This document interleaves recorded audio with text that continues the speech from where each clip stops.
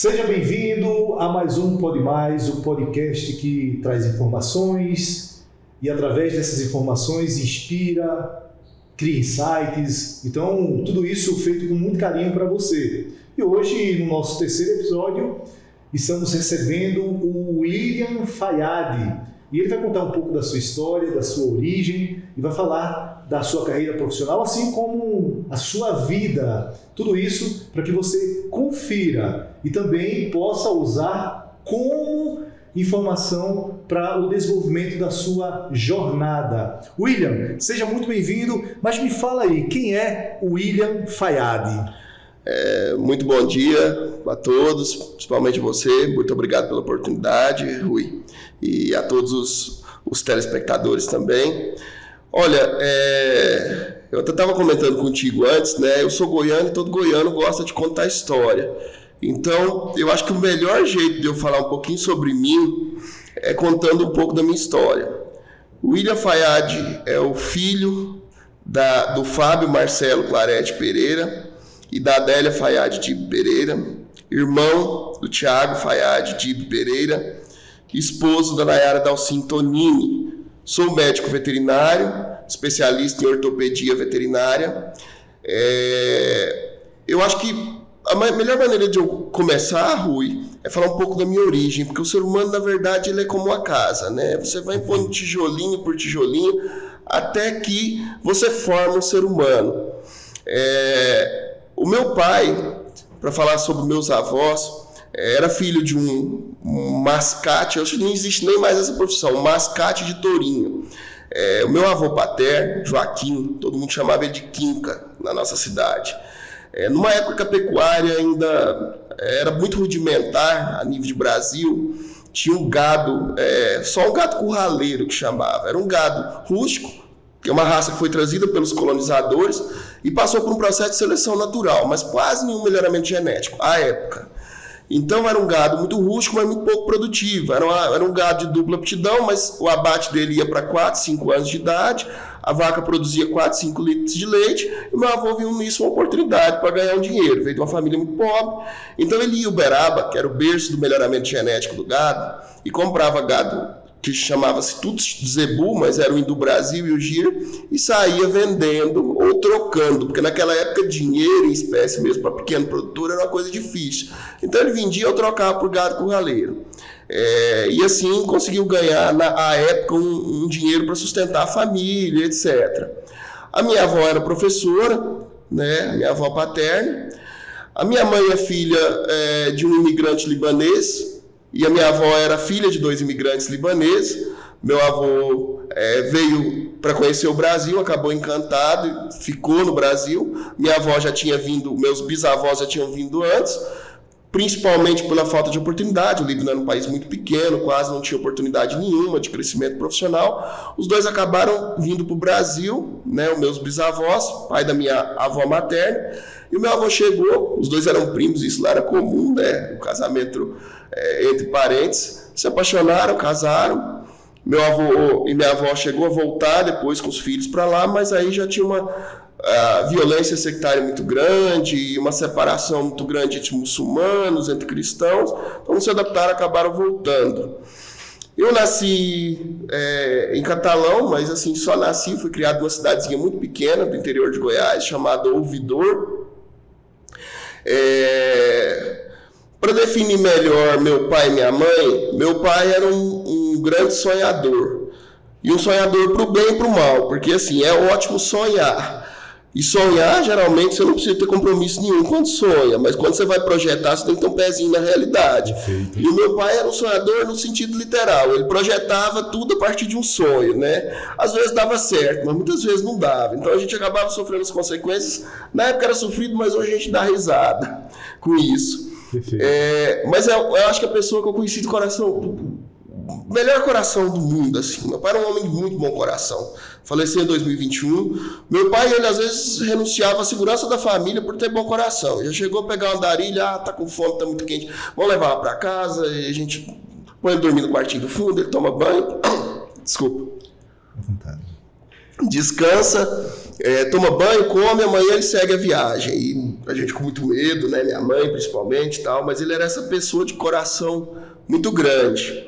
A minha mãe sempre foi uma guerreira, uma mulher, uma leoa mesmo, a típica mãe árabe que vive pelos filhos mesmo, cuidou muito dos filhos, eu acho que até mimou, né, um pouquinho também, sempre aquela preocupação, aquela super proteção, e era o stay de realidade lá dentro, né, porque quando projetava-se muito sonho, minha mãe trazia para a realidade. Mas graças a Deus eu digo que eu tive bons pais. Eu vim de uma família de classe média baixa, mas que sempre priorizou muito a nossa educação, tanto formal quanto educação familiar mesmo. Perfeito, William. Falando de sonhos, e aí você falou que seu pai era um homem sonhador, mas pegando o gancho também da questão do ter que executar, ter que fazer, não só sonhar, como você bem citou. E o que é que você mais via no seu pai e que hoje você utiliza bastante quando se trata de sonhos? Poxa, como é que você projeta, como é que você coloca aí essa intenção para realizar esses sonhos? Olha, Rui, para te falar a verdade, meu pai e a minha esposa têm um traço muito parecido em alguns quesitos nessa questão de sonho. Eu passei por uma fase de muito ceticismo em relação a isso, de um realismo extremo, que acabava virando um ceticismo com pessimismo. Entendi.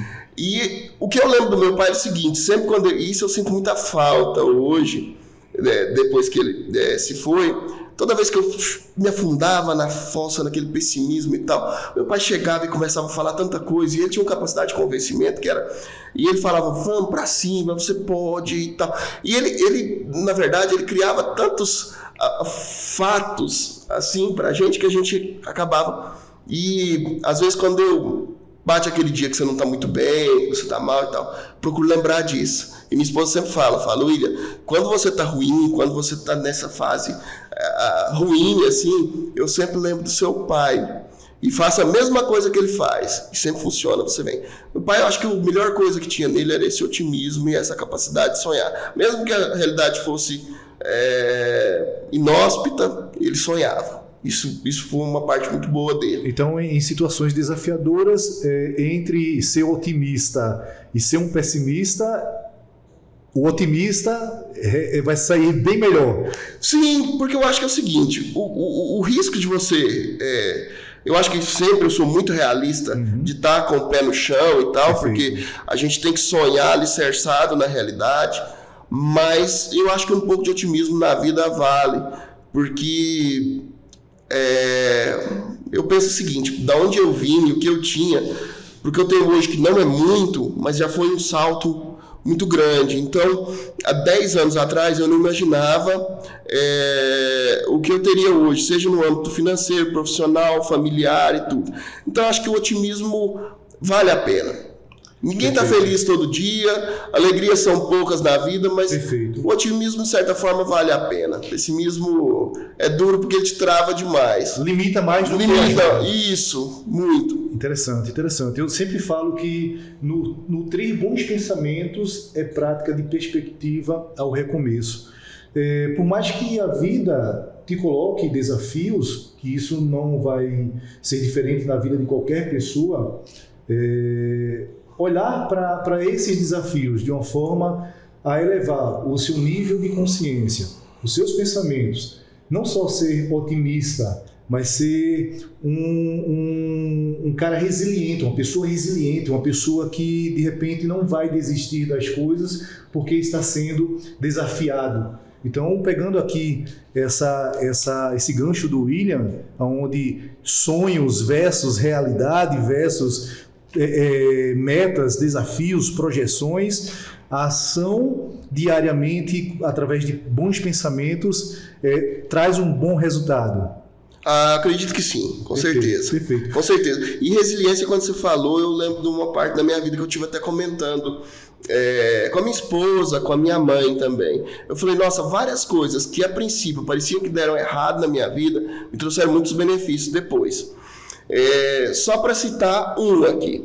Na época que eu prestava vestibular ainda e tal, eu estudava em Catalão e lá era muito perto de Uberlândia. Então o sonho de todo mundo, o projeto de todo mundo era passar na Universidade Federal de Uberlândia e tal. Tinha sempre aquele projeto.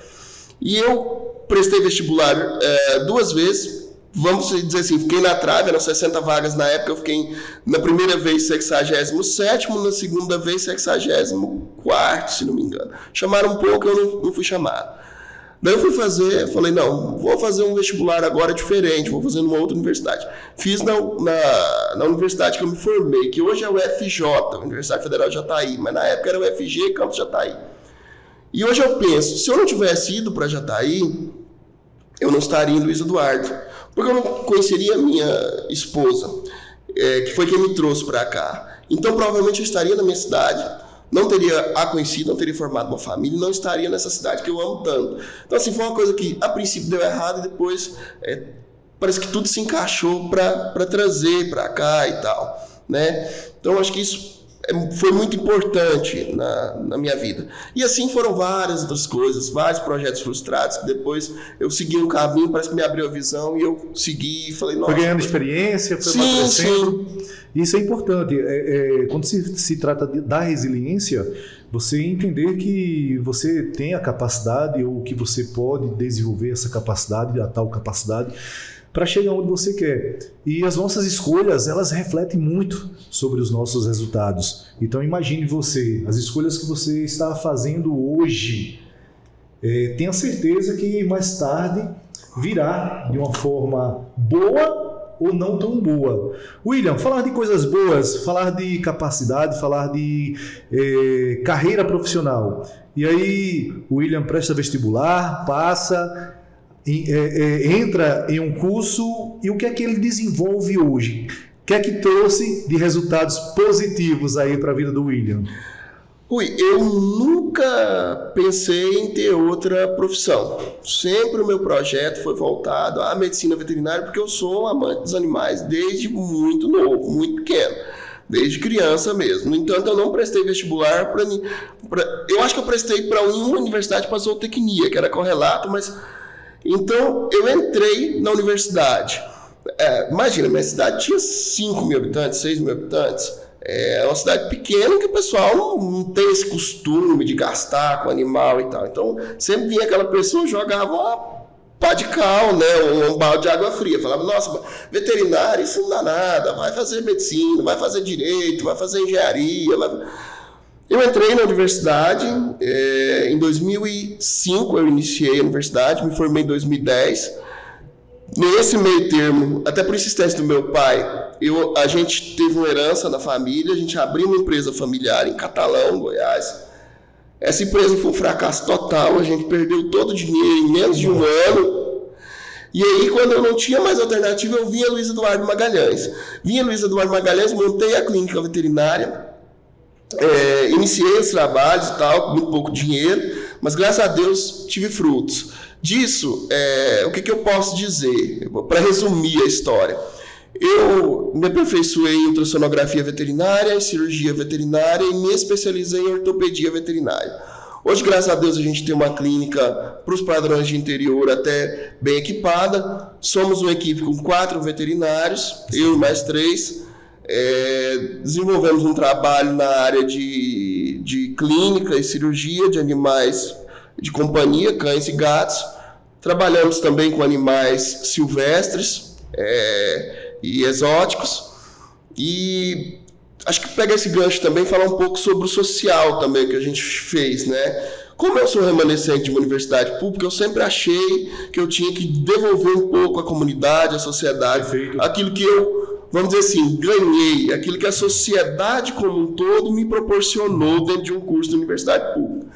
Então, até 2021, antes de ter um projeto municipal público de castração de animais, e numa época em que a cotação do dólar não estava tão elevada, então a gente comprava anestésico por um preço um pouco mais atrativo, eu desenvolvi um trabalho de castração voluntária voltado tanto a ONGs quanto a pessoas carentes e cães que a gente chama de comunitários, que é aquele cães e gatos que ficam na rua, todo mundo cuida, em que dentro de um período de 2015 a 2021, 6 anos, a gente, pegando as fichas, a gente castrou acho centenas de animais.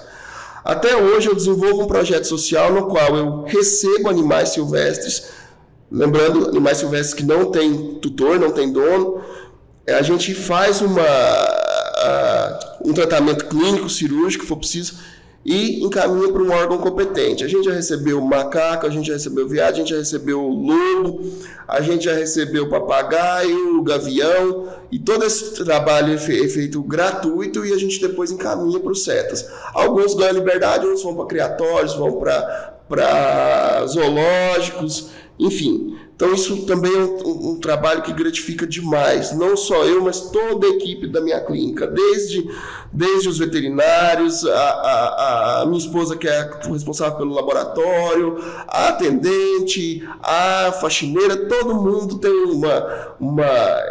é algo inspirador para a gente. Sabe? Isso foi uma escolha que você fez desde pequeno, trabalhar com animais. Sim, sempre foi sua paixão. Sim, sempre foi minha paixão. Eu sempre, por exemplo, dentro do meu ensino médio e tal, teve muito professor que falou: você nunca pensou em fazer direito? Por gostar muito de filosofia. Eu entrei em contato com a filosofia e comecei a gostar de Rousseau, Montesquieu, Diderot. Comecei a ler esses teóricos da Revolução Francesa muito cedo. Me apaixonei quando li Ética para Nicômaco, do Aristóteles. Depois pelos existencialistas, principalmente Sartre. Então eles falavam: por que você não faz direito, você não faz filosofia e tal? Eu falava: gente, eu gosto muito de filosofia, muito provavelmente eu acho que ainda vou cursar filosofia, mas para eu trabalhar no dia a dia, o que eu pretendo mesmo é trabalhar com animais. Isso foi uma escolha de antes de saber o que significava veterinário. Eu tenho um tio veterinário, né, irmão do meu pai, tio Fausto. Quando eu ia na clínica dele, eu tinha ali 4, 5 anos, eu ficava maravilhado com aquilo tudo. Me chamava atenção. Me chamava atenção de um jeito que era... E a gente viveu com animais em casa, né? Muitos animais. Vou te contar uma história engraçada. Meu pai, olha a capacidade de sonhar do meu pai, assim, né? Até certa inconsequência, porque ele era... ele era um maluco beleza. E acho que ele ganhou o amor de muita gente, principalmente dos filhos, por isso. Meu pai, uma vez, chegou um circo na nossa cidade e ele era vereador na cidade. Então ele sempre frequentava circo, essas coisas, pagava, o pessoal... Aí ele chegou lá para negociar o macaco. Eu vim aqui porque meus filhos estão muito interessados e tal. Eu vim comprar de vocês. Vocês não me vendem o macaco? Naquela época, né? Hoje, graças a Deus, isso acabou. Mas naquela época a gente tinha outra concepção, tinha animal e circo. Só não, o macaco não tem como, porque é a nossa atração principal, mas tem que ter um filhote de leão, se o senhor quiser, a gente vende. Nossa! Meu pai negociou o leão, todo, tal, já entrou, falou: ó, vamos comprar, tal, vou lá em casa pegar o cheque. Aí chegou em mim e falou: olha, por mim tá tudo ok. Agora você e seu irmão, meu outro irmão que também é veterinário, Thiago, vai convencer sua mãe a aceitar o leão em casa. Aí a gente chegou e falou: ó, já aceitei muita coisa aqui, mas o leão, se entrar, eu saio. Ou seja, não tem como. Não, o leão era mais difícil. Mas, William, que bom saber que você hoje faz o que você tanto ama, tanto gosta, né? E eu acredito que essa é a grande diferença de construir bons resultados através da sua grande paixão, voltado à sua profissão. Falta muito isso nas pessoas, de repente não só ir pelo que dá mais dinheiro, mas sim pelo que ela realmente se realiza, ou de repente tem mais inclinação para aquela área, independente da profissão. Falta muito isso? Eu acredito que sim. O problema é que, infelizmente, muitas vezes você dá muito ouvidos. Lógico que a gente vive em sociedade, a gente está inserido numa sociedade, mas é difícil você fazer um determinismo de que você não vai ganhar dinheiro. Esses dias até teve foi uma história em família que saiu, um parente nosso, o menino ia prestar vestibular para educação física, aí um outro parente chegou e falou: não, que isso não é dinheiro e tal. Eu pensei: gente, a pessoa não tem nenhuma noção do que está falando. Quantos personagens aí, né, personal trainer, quantos professores de, sei lá, dança, música, parkour, luta, que está muito bem profissionalmente, perfeito. Que está muito bem economicamente, financeiramente, profissionalmente, e as pessoas simplesmente determinam isso. Então, assim, eu acho que fazendo com paixão, e lógico que a gente tem que ter uma visão de realidade e tal, né, sonhar com o pé no chão, mas eu acho que com a maioria esmagadora das profissões, você vai conseguir viver bem, uma vida confortável, até porque ficar milionário, multimilionário, depende de vários fatores. Então, assim, você tem que pensar o quê? Eu vou viver bem, vou dar o meu melhor. E eu quero viver bem, quero viajar com a minha família, quero ter um carro, quero ter uma casa. Porque ficar multimilionário, isso aí, né, é uma coisa que depende da pessoa e depende de um ambiente externo muito grande, oportunidades e tal. Então eu acho que a pessoa tem que fazer por paixão mesmo, seja qualquer profissão, seja qualquer coisa que a pessoa for determinar. É o que eu vejo aí, tem pedreiro, azulejista aí que são verdadeiros artistas. Perfeito. E estão ganhando bem. Tem profissionais e profissionais, né? Sim. E aí, independente da sua área. Mas o que eu sempre falo é que, independente do que você escolha, faça o seu melhor. Entregue sempre o seu melhor. Estude, se prepare, se capacite para poder entregar o seu melhor. Eu costumo falar, William, que as pessoas elas estão indo muito pelo que escuta até de padrões mentais sobre aquilo que os outros estão trazendo como orientações para elas. E eu sempre determinei o que eu quero para a minha vida. E tudo que eu decidi fazer hoje, e faço com muita paixão, com muito amor, eu decidi fazer por tudo que eu construí em relação a pensamentos, a mentalidade.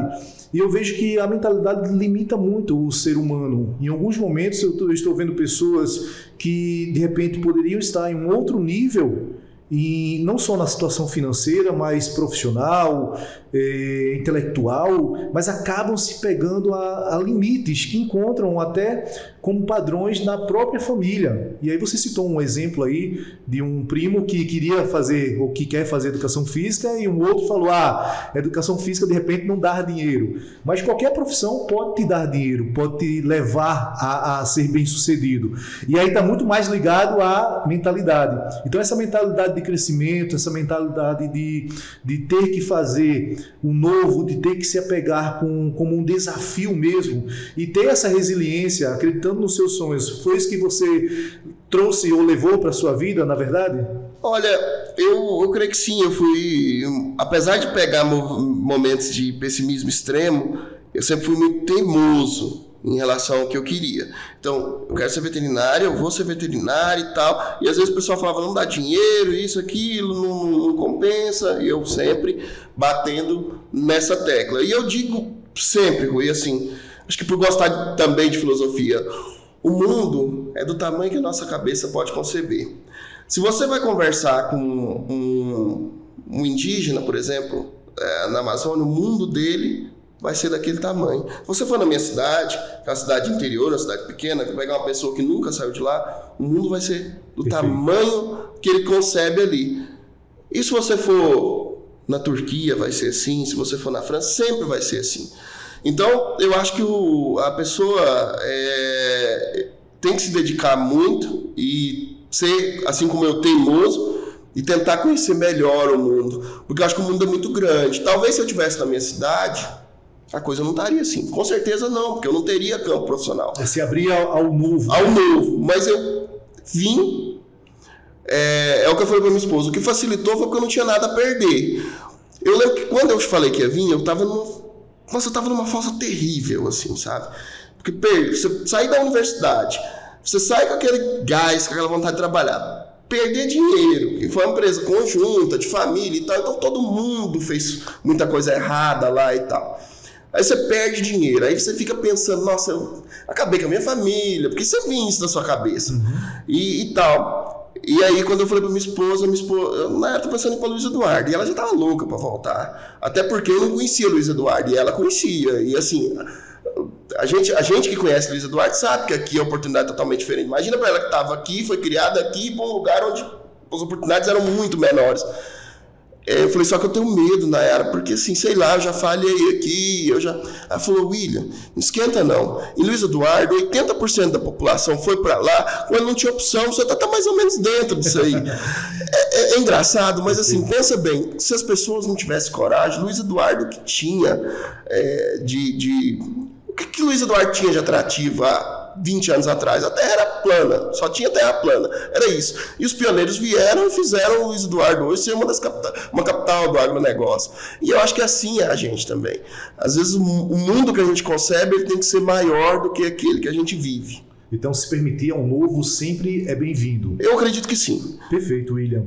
Falando de mentalidade, mas falar também de comportamento, e como um médico veterinário pode compartilhar aqui sobre comportamento animal versus comportamento humano. O quão interfere esse comportamento animal para uma pessoa que de repente está estressado, está aí num nível de ansiedade absurda, o quão é benéfico? Olha, o animal, na verdade, assim, tem gente que fala que não gosta de animal, nunca vou ter um animal dentro de casa. A partir do momento que tem, coloca dentro de casa, dorme na caminha e eu falo para a pessoa, olha, é o seguinte, não vou fazer aquela política animal substituir um filho, não é isso, eu não acredito nisso, seres humanos são seres humanos, animais são animais, até porque a necessidade é diferente, mas o amor animal ele é algo muito sublime, então eu acho que ele ajuda muito, e se você observar o comportamento animal, ele te ajuda muito a você fazer uma comparação com o comportamento humano. Por exemplo, gatos, felinos. Qualquer estresse que ele tiver, ele pode desenvolver uma doença urinária grave, potencialmente fatal, né? Se você pega um cão, e isso eu vejo todos os dias na clínica, ou um gato mesmo, que está dentro de uma casa em que todas as pessoas, os membros são obesos, o animal geralmente é obeso também. Porque o comportamento acaba refletindo dos familiares do animal. E a hora que a pessoa decide, né, as pessoas daquela família decidem ter uma vida mais saudável, nossa, eu vou começar... Automaticamente ela começa a procurar isso para o animal e o animal muda também. Então, o comportamento de uma forma geral, eu acho que você mudar os comportamentos, ele muda a sua vida. E você está nessa área, você sabe muito mais que eu sou um leigo nessa área, mas claro que muda. Quando você está mal mesmo, igual eu estive mal, por exemplo, quando eu pensei em vir para o Luiz Eduardo, eu estava com 115 quilos, eu não cortava cabelo, não fazia barba, depressão, não dormia à noite, dormia de dia, porque era uma fuga do mundo, eu não queria ver. Então, assim, o comportamento eu acho que ele é muito importante para determinar várias coisas na sua vida. Você muda o comportamento automaticamente não, porque isso vai a médio e longo prazo, mas as coisas vão realmente mudando, às vezes não na velocidade que a gente quer, principalmente quem é ansioso. Porque quando a gente é ansioso, a gente tem um defeito, a gente nunca olha para trás. Nossa, lá atrás que eu era e agora. Não, você sempre olha para frente. Aí eu com a minha esposa fala, William, você é o seguinte, você só se compara com o outro. Então, tem hora que bate aquela... Mas você tem que olhar para trás. E aí, quando eu olho para trás, realmente, o comportamento muda muita coisa. Perfeito. E olhar para trás nos dá a possibilidade de rever o nosso passado, né? As nossas escolhas, o que desenvolvemos em ações. E falando de comportamento, eu também acredito que o ambiente ele molda o comportamento. Então, como você bem citou aí, se você tem um comportamento adequado, uma alimentação saudável, você acaba também refletindo em outras pessoas que ali convivem com você nesse ambiente. Que bom, fico feliz em poder ouvir isso de você através de um outro especialista, claro que dentro da sua área, e a gente vai contribuindo para quem está assistindo, para quem está acompanhando o Pode Mais. E, William, qual foi o maior desafio, na verdade, até hoje, quando se trata de vida? Não só na vida profissional, mas na vida. Eu sei que todos nós passamos por diversos desafios, são vários obstáculos, até isso faz parte do processo de evolução. Mas para o William chegar aqui hoje, estar falando como um especialista, como alguém que já viveu tantas histórias, qual foi o maior desafio enfrentado? Olha, eu poderia falar muitos, mas eu vou falar um fato que aconteceu logo quando a gente mudou para cá. Porque tem fatos que parecem aparentemente são simples, mas é aquela coisa que te marca muito, muito, muito. Eu lembro quando a gente montou assim, a gente não tinha como montar redondinho o negócio, era mais sonho mesmo, porque não tinha capital de giro, não tinha... Então a gente montou a clínica e a gente começou a trabalhar. Nós começamos a trabalhar, dinheiro foi entrando, a gente foi investindo, mas tinha dia que não tinha nada de grana mesmo. Então assim, um dos dias mais tristes da minha vida Eu acho que o mais triste foi quando o médico do UTI falou que o meu pai entrou num quadro de falência múltipla de órgãos. Então, cientificamente, meu pai estaria morrendo aos poucos. E, apesar de eu ter muita fé e tudo, aquilo ali me marcou, porque realmente a gente já estava esperando. Mas um dos dias mais tristes da minha vida, que eu sempre conto isso para minha esposa, e que ela me ajudou muito, me animando, foi um dia que a gente estava, era uma terça-feira, num mês muito ruim de atendimento e tal. Acho que tinha uma semana que a gente não fazia consulta, desde, sei lá, a quarta.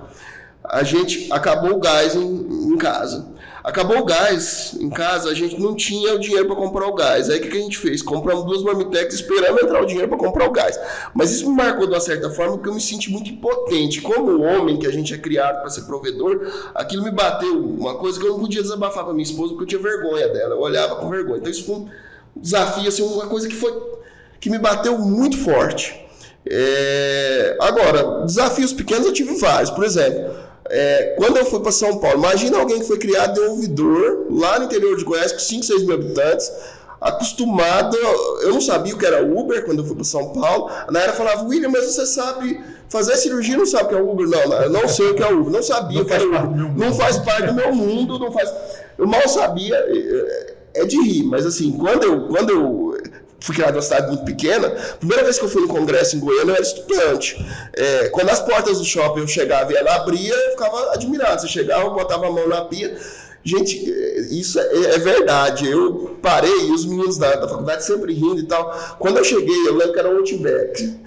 Eu parei no sofá e fiquei, eu sento ou não sento? Porque vai que esse sofá vem aqui e encosta em mim, eu sento. Então, foi um desafio muito grande ir para São Paulo. Então, eu perdia voo, às vezes, minha esposa tinha que comprar o voo, então eu saía daqui de ônibus para Brasília, tipo, acho que meia-noite eu saía, chegava lá, meia-noite não, 11 horas, chegava lá tipo 5, 6 horas, aí pegava o voo 9 horas para São Paulo, chegava às 11, então tinha dia que trocava o portão, aquilo estava no bilhete, eu não sabia olhar do telão lá no começo e tal. Então eu perdia voo e tudo. E quando a gente foi para Europa também, eu falei: Nayara, realmente é complicado. Se eu viesse sozinho aqui, não adiantava. E eu me comunico em inglês. Eu não me considero fluente. Eu me comunico razoavelmente. Mas eu não conseguia entender, assim, quando pegava um telão, alguma coisa, nossa, aquilo me confundia muito. Então, assim, a gente tem pequenos e grandes desafios na vida. A gente tem facilidade para algumas coisas, mas tem várias dificuldades para outras. Então, assim, mas eu acho que os maiores desafios foram esses. Terminar essa pós foi muito difícil, porque imagina bem, alguém que está trabalhando, na época trabalhava só eu e outra colega veterinária na clínica, você sair daqui meia-noite para chegar às 11 horas em São Paulo, enfrentar uma pós até 11 horas da noite, depois no outro dia das 8 até às 10. É muita vontade mesmo de querer aprender, não é? Olha, sempre tive essa vontade e sempre acho que estou ficando para trás. No entanto, eu acabei essa pós 2019, veio a pandemia, eu fiz alguns cursos rápidos, já vou iniciar o aperfeiçoamento ano que vem, porque para mim eu acho que assim, eu tenho obrigação de tentar levar o melhor possível para o meu cliente e para o meu paciente, para os animais que eu tanto amo. Parabéns, desafios. Olha só, a dor, ela te faz mais forte, a dor te faz mais forte, então não foge dos desafios, aprende a superar os seus desafios. Desafios estão aí para realmente ser enfrentados. E quando você supera seus desafios, assim como o William fez, você se faz melhor, você evolui. Você acaba encontrando meios para poder criar outras situações, outras oportunidades que te levam a abrir outras portas. E aí, olha só como as coisas são, William. Você foi desbloqueando portas. Que maravilha. E o William está aqui hoje, o William Fayad, esse jovem médico veterinário, e que bom te receber. Mas, William, qual a mensagem que você deixa para aquele jovem que de repente acompanha o Pode Mais? Qual é a mensagem que você deixa para ele? Ele que busca de repente uma profissão, ele que busca de repente o primeiro emprego, ele que busca se qualificar ou se recolocar no mercado de trabalho. Que mensagem é essa que você pode deixar para contribuir na vida desse jovem? Olha, Rui, eu acho que isso é uma questão até muito difícil, porque existem várias particularidades na vida das pessoas, mas assim, o que eu tenho a dizer para os jovens, pelo menos que funcionou comigo, é o seguinte: não desistam, persistam. Se uma porta se fecha, procure uma janela. Às vezes a gente acha que está tudo fechado, mas tem uma janelinha ali que você vai passar, mais apertadinho e tal, mas vai passar. E tenha sempre esse conceito fixo de que o mundo é do tamanho que a nossa cabeça, a nossa mente pode conceber.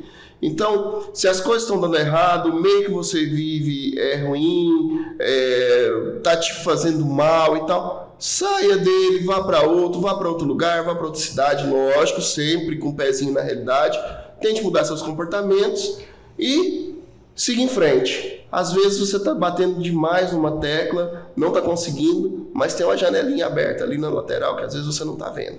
Perfeito, olha que mensagem bacana, interessante demais. Entender que a tua mentalidade será realmente a responsável sobre os seus resultados. Se você pensa pequeno, resultados pequenos. Se você pensa grande e tem boas ações, e são ações congruentes àquilo que você deseja, os resultados serão extraordinários. Então, continua fazendo, independente do nível de dificuldade que você tenha. A grande sacada, e o William ele traz isso na mensagem dele, é justamente você se preparar, se qualificar e buscar sempre realizar aquilo que é necessário, aquilo que é importante para a tua jornada.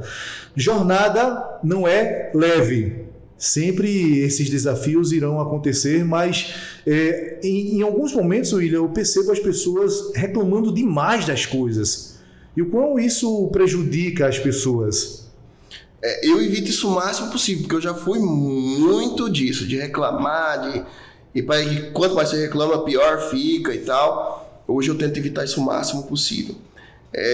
Eu tento achar a solução, tem coisa que só o tempo para solucionar, tem coisa que não adianta, e quem é ansioso é uma matança, mas tem vezes que assim, não deu jeito por aqui, vamos esperar um tempinho, que talvez você está vendo um problema enorme e o tempo mesmo já vai curar, já vai resolver. Se não tem remédio, remediado está, não tem jeito. Perfeito. E reclamar, falar, blasfemar é pior ainda. Eu acho que ainda piora mais a situação. Eu falo isso e erro nisso muito. Então a gente sabe que é o certo, porque é um exercício diário. Isso aí, não é uma coisa que você vai mudar do dia para a noite, porque é uma das partes que eu mais erro na vida, é essa. Quem me conhece, quem está de perto, meu irmão, minha mãe, minha esposa, meus amigos mais próximos sabem muito bem disso. Mas eu iniciei terapia por conta disso também, minha psicóloga e tal.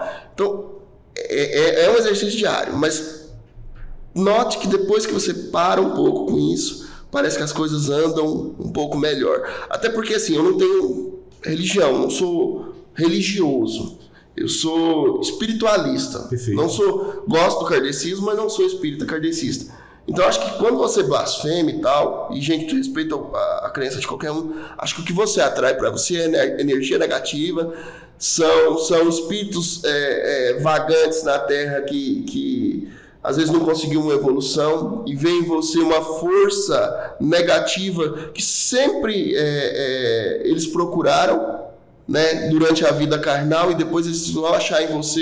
Então, assim, procure tentar mentalizar e puxar coisas boas. Tem dia que é quase impossível, mas a gente tem que sempre estar tentando. Mas aí é como você falou, treinar. Treina a tua mente para poder propagar ao mundo, ao universo, energias positivas. Não é uma tarefa fácil e nunca será, mas a vida pode ser muito mais leve se você não olhar só para os problemas. E aí falamos aqui, olha para as oportunidades que você terá a possibilidade de sobressair de situações que não são confortáveis. Então eu faço muito isso, há muito tempo, há mais de uma década, treinando a mente a sempre olhar para as oportunidades. Eu tenho certeza que os resultados, eles são maravilhosos, são bons resultados quando a gente começa a praticar, e quanto mais pratica, William, mais forte fica, melhor fica. Olhar para o nosso futuro de uma forma a entender que podemos construir o que quisermos, já é uma boa prática. E se reforçarmos isso todos os dias, e tem uma técnica que utilizamos dentro da PNL, que é a visualização, visualizar aquilo que desejamos. Se você deseja ser um médico veterinário, se você hoje visualiza e faz isso todos os dias, você vai perceber que isso vai ficando cada vez mais forte e as tuas ações começam a ser congruentes a esse caminho. O teu comportamento vai te levar a percorrer esse caminho, ficar muito mais próximo daquilo que você quer. Então, quando a gente reclama, a gente se afasta, de repente, do caminho desejado. Quanto mais reclama, mais distante fica daquilo que sonhamos, daquilo que um dia pensamos em realizar. Então, entre reclamar e agradecer e visualizar bons pensamentos, a boa prática, o bom comportamento, sempre escolha aquilo que é positivo. Não é fácil, eu sei que não é fácil, mas é uma técnica que você pode treinar e quanto mais treina, mais forte fica em sua vida. Eu pratico isso há um bom tempo, já há mais de uma década, então olha o quão é importante essa visualização. Então entre uma coisa e outra, visualiza o que você quer e aí tudo está resolvido. É que às vezes o medo, isso o meu psicólogo fala muito, às vezes o medo, essa coisa de reclamar e tal, ela não é nem racional, ela é irracional. E ela usa técnica de terapia cognitivo-comportamental e eu melhorei muito nisso. Ela fala assim: William, quando você for pensar negativo, quando você for pensar, veja se isso bate com o que é racional ou se é um monstro que você está criando. E quando eu sempre pego assim, quando eu estou ruim, eu tento fazer isso, a gente vê que muitas vezes a gente cria um monstro na cabeça da gente que é muito maior na nossa mente do que na realidade em si. Tem realidades muito difíceis na vida, mas eu acho que a gente cria um monstro e o tempo muda muita coisa, né? A gente olhar para trás e olhar para frente, a gente vê que muda muita coisa em todos os aspectos. Existem coisas que vão mudando na sua vida. Por exemplo, eu sempre tive o desejo de ter minha família por perto, mas eu não poderia estar lá, né? Principalmente pai, meu irmão. Eu não poderia estar lá. Hoje, graças a Deus, eu consegui trazer minha mãe para morar em Luiz Eduardo. Meu irmão é veterinário, eu consegui empregá-lo. Então, assim, foram coisas que eu nunca pensei que eu iria conseguir em, 10 anos de clínica. Então, acho que vale a pena sonhar. Lógico, tendo sempre esse alicerce da realidade, mas vale a pena sempre ter essas expectativas boas. E entre onde estamos e os nossos sonhos existe um caminho a percorrer, né? E esse caminho ele é determinado pelas nossas ações. E assim, que legal ver teus sonhos sendo realizados. Isso comprova que as suas ações foram adequadas. Sim. E Rui, eu vou te contar, como goiano, que eu falei lá, né? Eu gosto da história. Como a gente perde oportunidades. Eu e minha esposa, ano passado, fizemos uma viagem à Europa e estávamos em Barcelona. Minha esposa sempre teve o sonho de conhecer as obras do Gaudí e tal. E a minha esposa sempre vai naquele: pode deixar que vai dar certo. E a gente, no caminho pro aeroporto, a gente ia pegar um avião para ir a Ibiza, só passar uma tarde lá e tal, ver como é que era. A gente pegava um avião, ia para Ibiza e depois à noite voltava. No caminho, e eu gostava demais de conversar, como é que conheci um motorista e tal, nem me lembrei de passaporte, nem nada. Ela também tinha tirado o passaporte no outro dia, esqueceu. E eu conversando com o motorista, perguntando da vida dele, ele era um paquistanês. Chegamos no aeroporto, cadê o passaporte? Nossa. Não tem. Falei, Nayara, então vamos fazer o seguinte, não vamos deixar isso aí, a gente vai outro dia, ou a gente não vai nessa viagem. Não, vamos que vai dar certo, E para ir deu certo, porque o atendente da empresa aérea deixou a gente ir. Na hora de voltar, eles não deixaram voltar. E não tinha consulado brasileiro, não tinha nada. E a minha esposa, isso é o de Birnella, pra ela vai dar certo. Ela falou assim: William, já que a gente tá aqui mesmo, vamos fazer o seguinte, vamos ficar nesse hotel que é famoso, que tem festa, tá baixa temporada, não tá tão caro, vamos ficar. Cara, a gente ficou num quarto muito bom, uma coisa maravilhosa. Eu não aproveitei nada, porque eu só pensava no outro dia: como é que eu vou sair daqui? Eu vou ficar preso aqui dentro, a polícia vai me pegar. E assim, poderia ter aproveitado, porque no outro dia a gente fez só uma denuncia que eles falam, um boletim de ocorrência, voltamos, mas eu não aproveitei o momento. Por quê? Porque a minha cabeça estava no pensamento daquilo que talvez nem ia acontecer. E não aconteceu. A gente só foi lá, fez um BO rapidamente, então fomos bem tratados pela polícia, e e voltamos, mas eu não aproveitei. Aí hoje eu penso, às vezes assim, né, a gente tem que se preocupar, mas demais atrapalha. O excesso dessa preocupação é que não é bom, não é sadio. Então imagina, tem pessoas que de repente estão assistindo aí o Pode Mais, ou estão ouvindo, né, através do Spotify, que pode estar se reconhecendo nisso, nessa história. Para de reclamar, para de ficar pensando só naquilo que talvez não aconteça. E se talvez, não é certeza, viu? Então vive o teu momento, vive o aqui e agora, respira, visualiza o que você tem na tua frente, sente os sabores, os gostos, os cheiros, as sensações. Traz a tua mente para o aqui e agora e tenha essa experiência que pode ser encantadora. Então imagina o quão a sua esposa aproveitou aquele dia pensando naquela experiência. E eu acho que não aproveitou não, porque você não deixei, mas deveria ter aproveitado, né? Mas assim, a gente às vezes faz monstros na cabeça da gente, é muito difícil.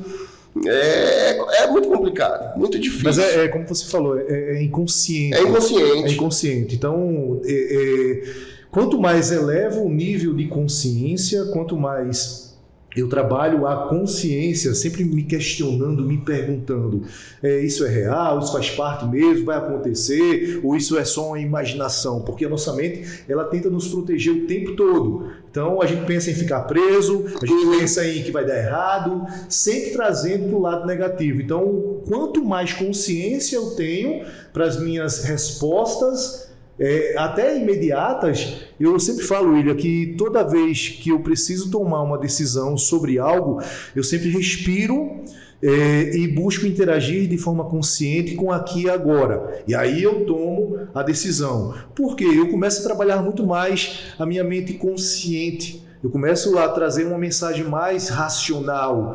E as pessoas, elas estão tão no modo automático que nem percebe as respostas que estão dando. Até que outra, peraí, não vai acontecer nada disso. Vamos lá, vamos aproveitar. Então, de repente, você acabou tirando também essa oportunidade da sua esposa ter uma experiência maravilhosa. Eu acho que com certeza, viu? Porque eu não saí de dentro do quarto, ela falava, vamos comer alguma coisa, vamos sair, vamos curtir já, vamos ficar à noite aqui. E eu, não posso, né? Porque depois eu vou ser presa, eles vão achar que eu sou traficante. Enfim, a gente perde muita oportunidade. E o problema é que quando a gente vê a morte se aproximando, Rui, a gente vê o tanto que a gente tem que aproveitar a vida. Por exemplo, eu nunca pensei que eu iria perder meu pai com 61 anos de idade. De Covid, na situação que perdi de não ter nem um velório. Não poder nem velório. Então a gente vai vendo tanto que a vida é curta. E a gente... Isso é uma realidade. Eu falo em tom de brincadeira para os meninos do grupo da faculdade. Falo, gente, a gente está numa fase agora, eu estou com 36 anos de idade, que a gente não sabe se tem mais passado ou mais futuro. Perfeito. Porque, eu não sei, talvez eu viva 36 anos, mas talvez não, mais 36 anos.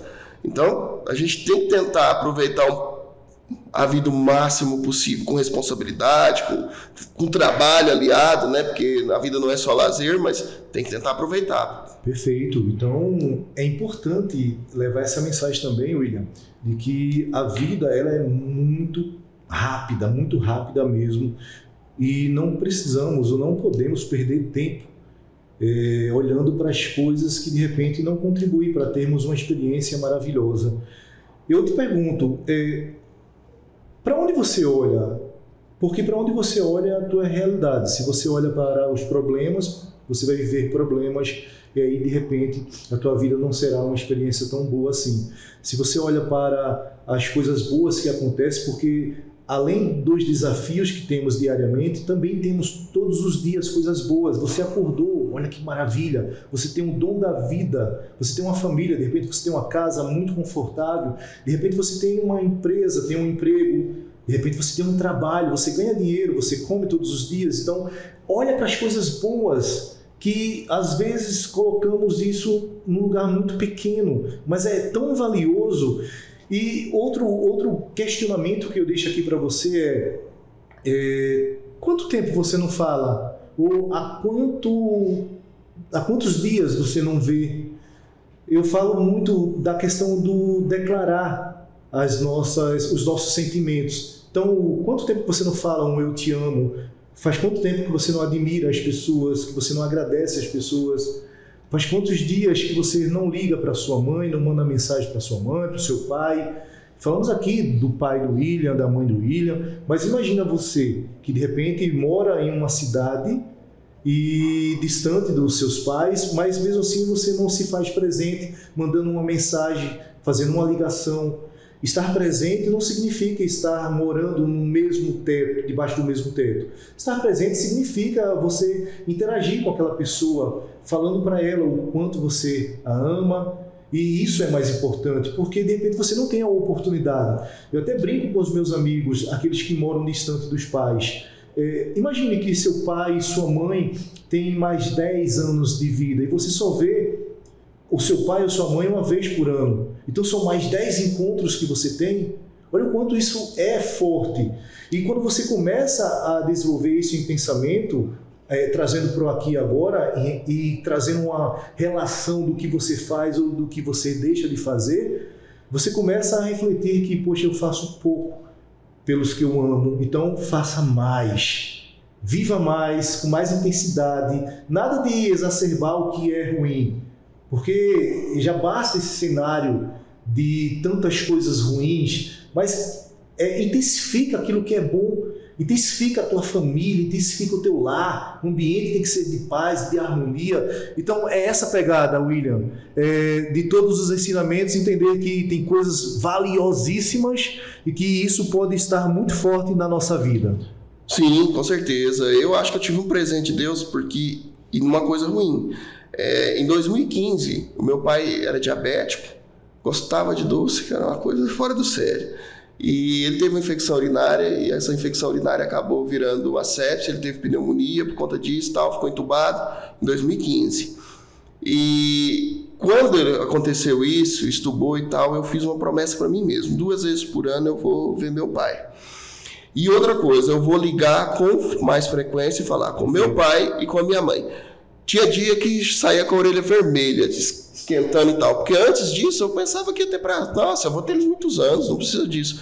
Se eu tivesse ocupado e ligasse, não vou atender agora. E não ligava à noite também, não retornava nem nada. E graças a Deus, Deus me deu essa oportunidade. Ele saiu dessa, né, foi estubado, saiu disso aí e ainda viveu mais 6 anos, quase 6 anos. E depois você veio o Covid. Mais ainda. Aí eu intensifiquei. Na presença. Por exemplo, não era o ideal, mas como eu tinha muito medo mesmo, eu me cuidei bastante. E em fevereiro, ele morreu em 28 de março de 2021.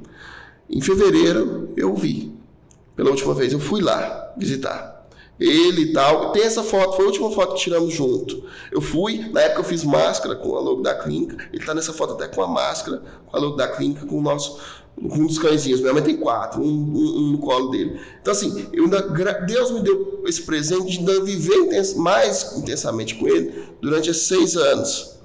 Então assim, isso foi uma coisa que, né, imagina bem.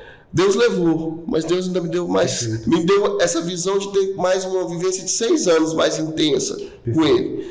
Foi melhor, né? Foi uma convivência boa. Infelizmente foi muito cedo, foi difícil, principalmente da maneira que foi, porque as pessoas, a gente tem que agradecer todo dia. Eu agradeço geralmente depois que eu passei por isso também. Você imagina seu pai e sua mãe no UTI, todos os 2 correndo risco de vida, você recebendo boletim 2 vezes ao dia, o boletim, não podendo vê-los, só chamada de vídeo, e a cada boletim que recebia, da minha mãe ela foi tendo uma progressão, mas do meu pai era assim, aqui, ali, hoje estruturou bem, hoje estruturou mal. Até hoje, Rui, eu sonho, estou cochilando e o celular desperta, eu vou me ligar para saber o boletim do meu pai. Então, pensa bem, quando eu penso que estava naquela situação, eu vejo, nossa, hoje tá muito tranquilo. Só eu sair, pegar a chave do meu carro, ir lá e ver minha mãe, dar um abraço nela, ela tá ali. Meu irmão tá perto de mim, minha esposa tá perto de mim, né? Então, assim, pequenas coisas da vida, e eu acho que quando a gente tá ansioso, principalmente, e depressivo, a gente não vê essas pequenas coisas, de jeito nenhum. Sua visão tampa para isso. Perfeito. Então, intensifique aí o valor para essas pequenas coisas da vida. De repente, são coisas mais simples, mas o que eu quero deixar aqui para vocês, estamos chegando ao fim, William, viva intensamente, viva com harmonia, viva em paz, viva sempre olhando para o que é bom. Claro que os desafios vão te fazer mais forte, viu? Não é isso, William? Finalizamos. Muito obrigado pela tua participação. Foi muito rico, as histórias são excelentes e parabéns. Eu que agradeço pela oportunidade e não sei nem como agradecer. Agradeço a você, agradeço a toda a sua equipe, a Larissa, por essa oportunidade de estar aqui conversando um pouquinho, mostrando um pouquinho da minha história, né? Como um bom contador de história, eu gosto de contar a minha história, a história dos outros, qualquer história. Excelente. E estou sempre à disposição. Muito obrigado. Então, estamos chegando ao fim do Pode Mais Podcast. Espero você no nosso próximo episódio.